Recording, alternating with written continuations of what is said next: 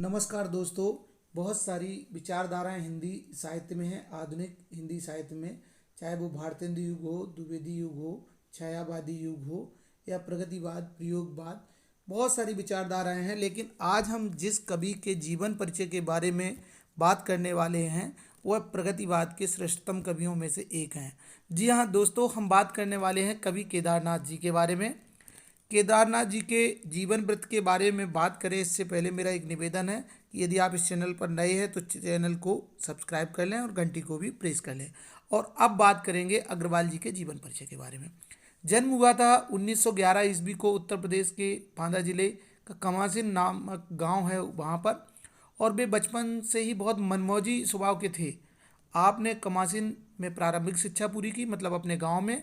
फिर रायबरेली और कटनी और जबलपुर में पढ़ने के बाद पुनः प्रयागराज से इंटरमीडिएट किया। इंटरमीडिएट मतलब 12वीं परीक्षा पास की। आपने इलाहाबाद विश्वविद्यालय से बीए और आगरा विश्वविद्यालय से एलएलबी की उपाधियां प्राप्त की। बाद में इनका पार्वती देवी जी से विवाह हुआ। आपको पत्नी का पूरा सहयोग मिला। आपने बांदा में वकालत करना प्रारंभ कर दिया। आपको प्रारंभ से ही निराला, महादेवी जी, राजकुमार वर्मा जी आदि बड़े साहित्यकारों के संपर्क में रहने का सौभाग्य भी मिला। करुणा, सहानुभूति, सहयोग एवं आत्मीयता की साकार मूर्ति केदारनाथ को अहंकार ने कभी नहीं छुआ। वकालत के साथ ही आप साहित्य सृजन में लगे रहे। आपको प्रथम सोवियत लैंड पुरस्कार से अलंकृत किया गया। मानव पीड़ा से मोम की तरह पिघलने वाले प्रकृति प्रेमी कवि केदारनाथ जी का निधन सन 2000 ईस्वी को हो गया था।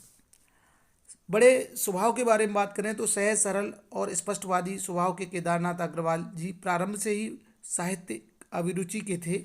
वे बहुत सारे साहित्यकारों से निकटता रखते थे।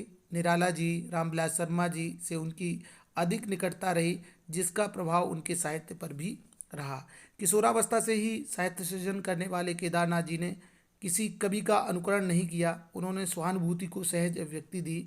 आप जीवन पर्यंत साहित्य साधना में लगे रहे। कहने का तात्पर्य यह है कि जीवन भर उन्होंने साहित्य साधना की।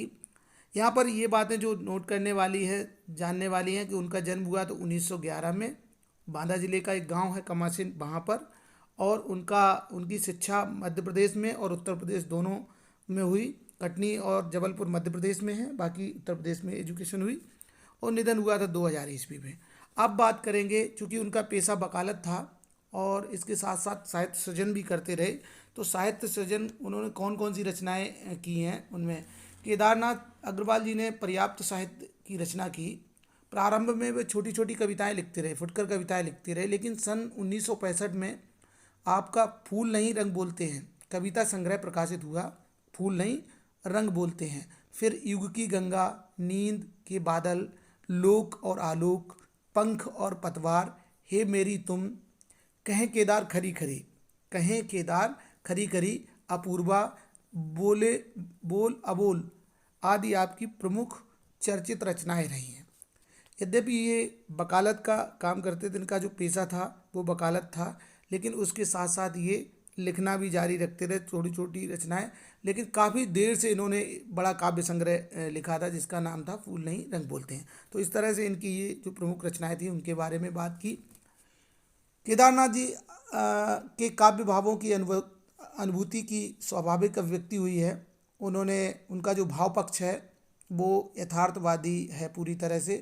तो कह सकते हैं कि यथार्थवादी कवि केदारनाथ अग्रवाल की काव्य के विषय प्रेम, सौंदर्य, प्रकृति चित्रण, देश प्रेम, समाज सुधार आदि रहे हैं। ये इनकी कविता के प्रमुख विषय थे।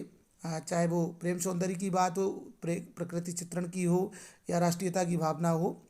एक चीज़ जो महत्वपूर्ण थी वो ये थी कि दलित वर्ग एवं उपेक्षित वर्ग के प्रति आपकी विशेष सहानुभूति रही, और इसी कारण इनकी कविता का जो विचारधारा है वो प्रगतिवाद की श्रेणी में आती है। अब बात करेंगे कला पक्ष के बारे में। केदारनाथ अग्रवाल जी ने सरल, सहज एवं प्रवाहमयी खड़ी बोली में काव्य की रचना की है। इनकी जो कविता की भाषा है वो खड़ी बोली हिंदी है, जिसे बहुत आसानी से समझ सकते हैं, सरल है, सहज है। मूल उद्देश्य यही होता था कि कविता पाठकों के हृदय को छू जाए, इसके साथ साथ उसका भाव समझ में आ जाए। बिंब, प्रतीक एवं अलंकारों का स्वाभाविक प्रयोग हुआ है, जबरदस्ती अलंकारों का प्रयोग करने का प्रयास नहीं किया। आपका शिल्प सौंदर्य भी अनूठा है, श्रेष्ठ शिल्प सौंदर्य है, अद्भुत है। जहाँ तक अन्य कवियों से तुलना की बात करें तो प्रगतिवादी कवियों में निसंदेह ही केदारनाथ अग्रवाल जी श्रेष्ठ कवि हैं। सरल और सरस ढंग से तीखी बात कहने वाले केदारनाथ अग्रवाल की प्रगतिवादी कवियों में एक विशेष पहचान है। सहजता से, सरलता से, विशिष्टता के निरूपण के लिए आप सदा स्मरण किए जाते रहेंगे। मतलब बहुत विशेष बात को भी, बहुत कठिन बात को भी बहुत सरल और सहज तरीके से कहना, सरल और सहज शब्दों में कहना, और जो समाज में शोषित वर्ग है उसके लिए बात रखना इनकी काव्य की विशेषता रही। दोस्तों, ये जो बात अभी हमने की, जो चर्चा की, वो थी कवि केदारनाथ अग्रवाल जी के जीवन के बारे में, जीवन परिचय के बारे में, उनकी प्रमुख रचनाएं, उनका भाव पक्ष, कला पक्ष और साहित्य में स्थान। जानकारी कैसी लगी हमें कमेंट्स बॉक्स में ज़रूर लिखिएगा।